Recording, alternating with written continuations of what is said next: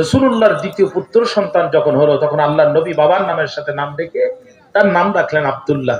মানে রাসূলুল্লাহ যখন তার সন্তান আব্দুল্লাহকে আব্দুল্লাহ বলে ডাকবে আর আব্দুল্লাহ ডাকের জবাব দিবি, নবীজি মনে করবে এটা আমার সন্তান নয়, আমার বাবা আমার ডাকের জবাব দিচ্ছে। জোরে কন্যা সুবহানাল্লাহ। এই আব্দুল্লাহ মারা গেল যখন, মক্কার 5 জন কুফফার, তার মধ্যে 1 নাম্বার হচ্ছে আবু লাহাব।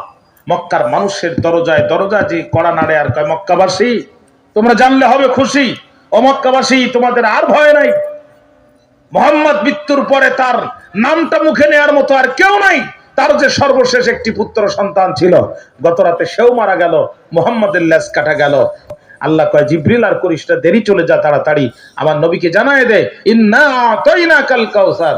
আমার নবী যেন মন খারাপ করে না, আমার নবীকে চিন্তা করার নাহি দরকার, আমি তারে দিয়েছি হাউজে কাউসার। আমার ভাইরা, আমার বন্ধুরা, তাহলে আবু লাহাবের দ্বিতীয় অপরাধ ছিল রসুলের বিরুদ্ধে অপপ্রচার করা।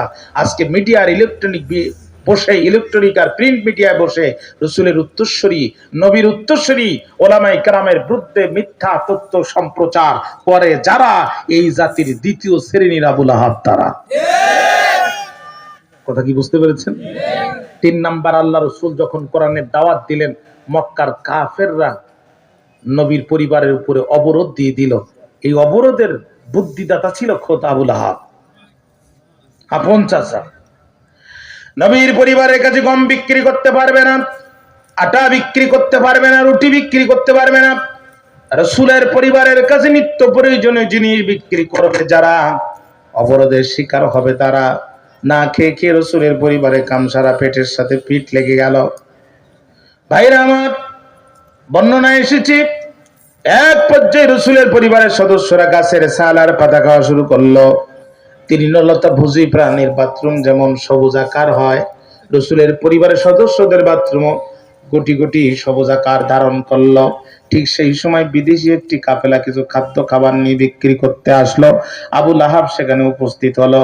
ও ব্যবসায়ী ভাইরা, আসো যারা, শুনো, তারা এই পরিবারের কাছে কোনো কিছু বিক্রি করার অনুমোদন নাই, বিক্রি করবে যারা বিপদে পড়বে তারা, কিন্তু চিন্তা করবে না তোমরা। আনা সাহিবুল কিন্তর, আমি আবু লাহাব মক্কার ফাইন্যান্স মিনিস্টার, কোন জিনিসের কত দাম ভালো জানা আছে আমার। সুতরাং তোমরা যেই জিনিসের দাম 1 টাকা, ওই জিনিসের দাম পাবো 10 টাকা। আমি তোমাদের সমস্ত মালামাল 10 গুণ বেশি লাভ দিয়ে কিনতে চাই, যদি তোমাদের মর্জি হয়। রাজি আছো যারা যারা, আমার পাঁচিলের মধ্যে প্রবেশ করো। তারা তারা লোভী ব্যবসায়ী যারা, এই ঘোষণার পরে আবু লাহাবের পাঁচিলের মধ্যে প্রবেশ করলো তারা। আর প্রবেশ করলো যখন, বিপদে পড়লো তখন আবু লাহাব মেন গেটের দরজা আটকাই দিল আর বলল, আমার চেহারার দিকে তাকাও, ভালো করে দেখে নাও। আনা সাহিবুল কিন্তর, আমি মক্কার ফাইন্যান্স মিনিস্টার, কোন জিনিসের কত দাম ভালো জানা আছে আমার। অতএব যেই টাকা দিয়ে করছো ক্রয়, একই টাকা দিয়ে করবা বিক্রয়।